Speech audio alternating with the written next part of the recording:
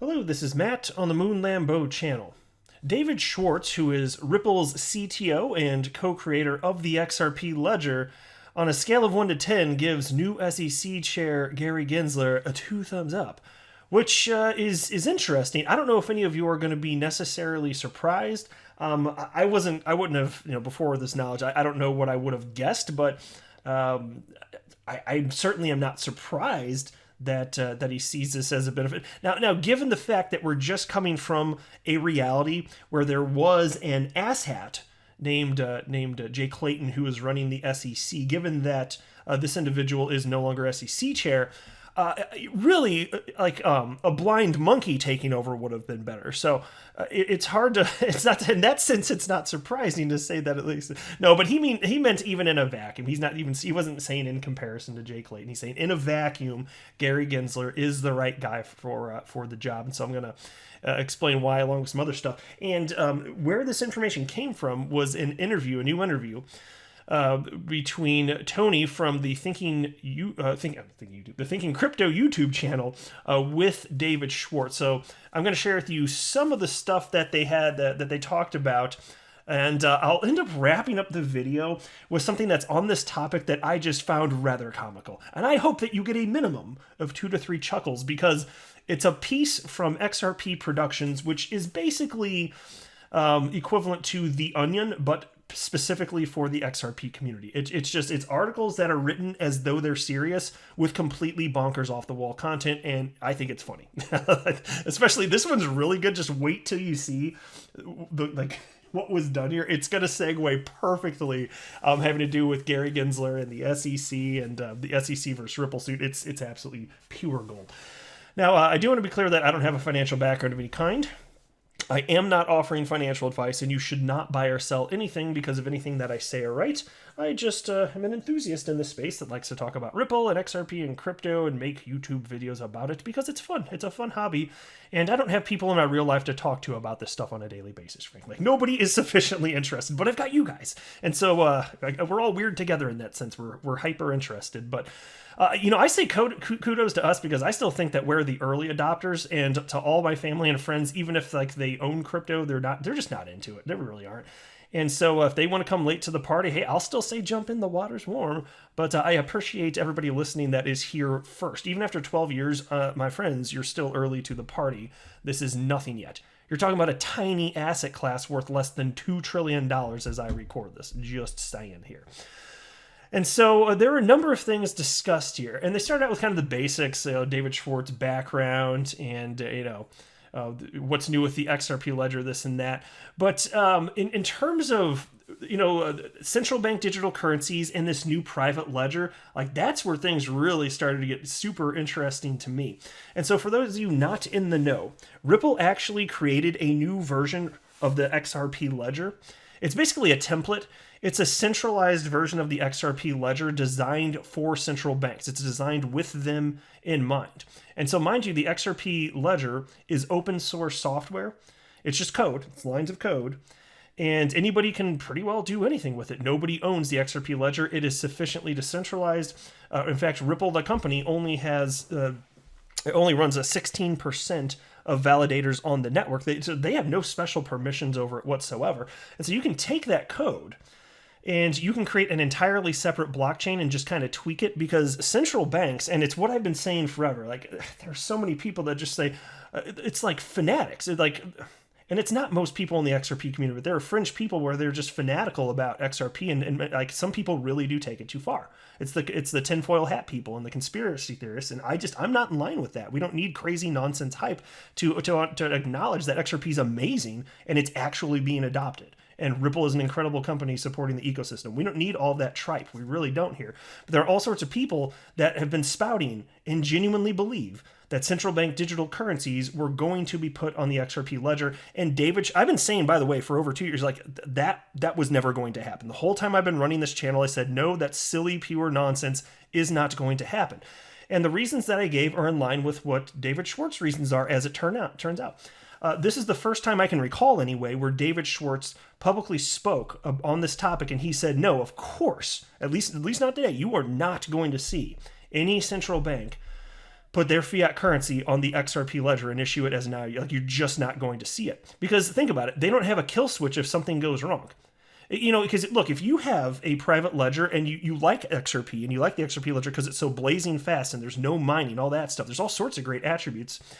If you want to just take that and you're a central bank, you're like, yes, technologically, this is incredible. Well, you know, if there's no kill switch and you can't stop it in the unlikely event something goes wrong, you've just ruined your economy. And if it's the United States dollar, you might have wrecked the world, at least for some period of time.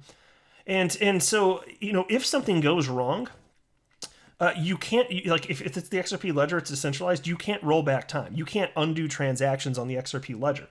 Well, central bank doesn't want that. They don't want decentralizations. They want complete and utter control. And they want an inflationary fiat currency. They want to print more of it digitally. And so, but if something goes wrong, if they can't go back and undo whatever the hell went wrong, that's a no. There's no chance that they're ever going to adopt it. It couldn't be more crystal clear. So to the fanatics out there, and I know it's fringe people, it's not most of you listening. In fact, I probably turn off most of those people because they don't get the crazy conspiracy theory stuff on this channel. I assume most of them don't listen to me at this point. So I'm probably preaching to the choir, which is fine by me. It's perfectly fine by me if they don't want to listen to me. But that's exactly what I was expecting. It was just nice to see that articulated by David Schwartz. He also talked about PolySign, which is a company that he and Arthur Bretto and a bunch of others are involved with. And they're basically doing, all we know almost nothing, frankly, but they're doing crypto custody, but also a bunch of other stuff yet to be unnamed, but he's under a non-disclosure agreement and can't talk about it. But he says soon, and I did like hearing that soon we will know more, but he's super excited about it. And it's going to be, as far as I recall, enterprise grade custody, but a whole lot more as well. So it'll be interesting to see what happens there. He spoke about Flare Network, and he cited that Ripple did end up in the early days funding the Flare Network through their Spring initiative, which is now known as Ripple X. And so he's very optimistic, but he acknowledged, like, yeah, this could go one of two ways. Because look, they're taking all of the greatest qualities from all sorts of different stuff, like he talked about, and Avalanche and XRP, you know, for incredible payments transactions in terms of speed, and then smart contracts and Ethereum. I mean, he's like, so basically, you know, it could be incredible or it could be Frankenstein's monster, which was a quote. I was like, well, not that he thinks that's going to happen, but he said that. I got a little chuckle out of that. I was like, okay, well, hopefully not Frankenstein's monster. Hopefully this does all come together. It seems like a novel idea, so we'll see where it goes. But what about Gary Gensler? What about him coming in and being at the helm as the SEC is legally going after Ripple? Well, David Schwartz said a few things on this. You know, he cited when Jay Clayton, his predecessor, the asshat, when he was confirmed, during that entire confirmation hearing, he wasn't asked one single question about crypto. And it wasn't something that he wanted to deal with. It was something that he sort of had to deal with and did to some degree, but it was never the focus during his tenure there. It certainly was not. Whereas with someone like Gary Gensler, not only is it a focus, but he actually gets it. He understands the technology. He can articulate the utility of having a bridge currency, including what Ripple's doing in positioning XRP as a bridge currency. I've seen him articulate that in videos. So it doesn't mean that his opinions changed from 2018 when he said that he thinks that XRP was sold as an investment contract, but it could have. He could acknowledge that. He could still think that what Ripple did wrong was back then, but that today XRP itself is sufficiently decentralized. We're just going to have to see what his stance is. We don't know. But David Schwartz, I thought, made some excellent points in terms of, is this good for crypto in general? Yes.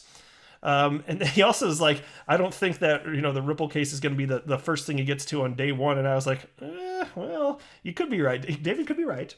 But this is the most prominent case that the SEC has on deck, period. It is the biggest. So, I mean, even if it's not literally the very first, he's going to be getting to this and diving in and analyzing all the aspects of it sooner than later. I just hope it ultimately leads to a settlement, but we'll just have to wait and see on that front, I suppose. And I want to share with this with you because it's a perfect segue into what will be the final portion of this video.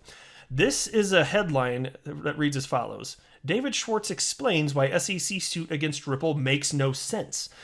This is on Christmas, December 25th, 2020. That's when this came out.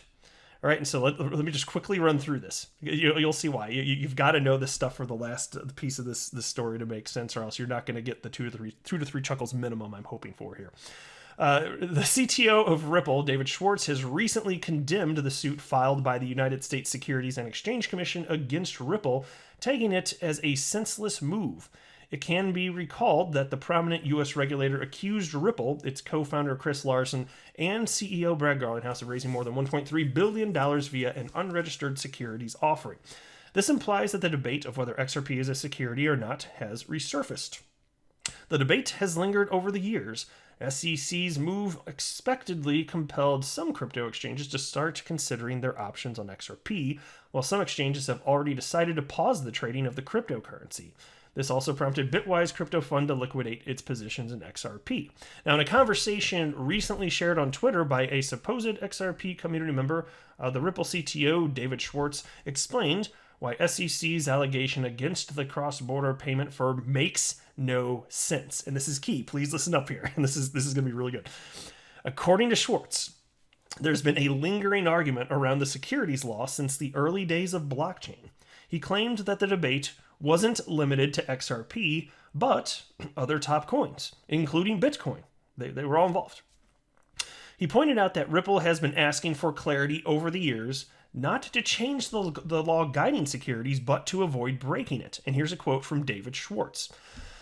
So that someone doesn't come down 2 years later and say that what you have been doing transparently in the last 4 years was completely illegal from day one. You should know that. See, and think about that. So that's the absurdity. He's articulated this a number of times. To let Ripple go on, frankly, for about 8 years and then say, no, what you've done was wrong the whole time and you should have known it. That flies in the face of reason. It's completely non sequitur logic. I do not respect that or that concept. All right. And so the Ripple CTO further stated that the regulator concealed its intention over the years. He said watching Ripple keep doing what it now terms as completely illegal makes no sense. Exactly. So I want to make sure we all understand that point and how irrational it is so that we can jump into the final part of this video, which is hilarious to me. Because just this idea, like what if Ripple had been, I made the point too, and it's so funny considering what happened when this XRP Productions piece, because I made the point, I was like, so what if Ripple had been in, so 8 years isn't enough. 8 years, apparently it's still reasonable to sue them, the SEC thinks. What if they'd been in business an actual full 10 years, or 15, or 20, or 50 years, or what if 100 years later, they're like, oh, Ripple, you've been selling that XRP thing for 100 years. Time for you to get some litigation action loving from the SEC and our army of asshats. Oh my God. And so, I'm not the only one that thought of that point. Here's the headline from XRP Productions. SEC sues Exxon for selling unregistered oil securities. You gotta love this stuff.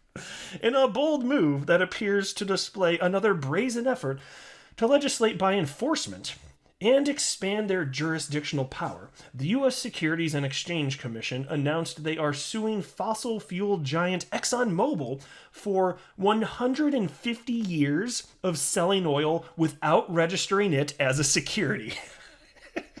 I love this so much. It's just so funny because you can think back to the Howey test. It was about orange groves. Well, were oranges declared securities? Well, no. And here you've got the SEC saying that even the XRP that's sold today is a security. Well, if you can't sell commodities, like if you can sell commodities here and they're not securities, what the hell's going on here? Because anybody can use oranges, anybody can use oil, anybody can use XRP. It's very similar in that sense. Anyway, the satirical article continues. Exxon has been in clear violation of selling this oil as an investment contract, an SEC spokesperson said to XRP Production reporters. And for the past century and a half, they should have damn well known that. Just like Ripple over the last 8 years. It's, at some point, what number has what number is a high enough number of years that have passed that it no longer is logical for the SEC to come after somebody? I'd say 8 were there. And 150, that's outrageous. So I got this picture here of this woman with the caption, the SEC's acting chair, Allison Heron-Lee, expressing her extreme disappointment in Exxon for selling unregistered securities in the form of oil since the 1870s. It's pure gold. Like, see, that's what makes something. If there's truth to something, but it's clearly absurd still, like that's good humor here. Anyway, but it continues. The move comes as no surprise to many, including worldwide holders of the decentralized digital asset XRP, which has been massively affected by an ongoing SEC lawsuit against blockchain payments company Ripple after the Silicon Valley firm had sold their holdings of the asset to various entities for over 8 years. They're suing Exxon for selling oil, said XRP holder Leonard Mingus of Hackensack, New Jersey. Notice the complete lack of surprise on my face. So there you go. It's a solid point. I brought it up on my channel in the past, and to see it here in a satirical manner, I just thought it'd be a good way to wrap up the video. Let me know what you think in the comment section below. You know I love hearing from all y'all. I am not a financial advisor. Do not buy or sell anything because of anything I say or write. That would be a very, very, very bad idea. Until next time, to the moon, Lambo.